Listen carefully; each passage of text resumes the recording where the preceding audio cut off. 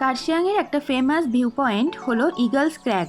এটা একটা পার্ক, আর এর ঢোকার মুখেই আছে সুন্দর একটি চা বাগান, যেখানে না এন্ট্রি করতে লাগে পার হেড 10 রুপিস। কার্শিয়াং শহরে ঢোকার মুখেই যে মেইন ট্রাফিক, ঠিক তার লেফট সাইড দিয়ে চলে গেছে একটা সরু রাস্তা, আর সেই রাস্তা দিয়ে চলে আসতে হবে এই ইগলস ক্র্যাকে। এই পার্কেই বানানো আছে একটা সুন্দর ওয়াচ টাওয়ার, যেখান থেকে কিনা পুরো কার্শিয়াং শহরের বেশ কিছুটা অংশ খুব সুন্দরভাবে উপলব্ধি করা যায়।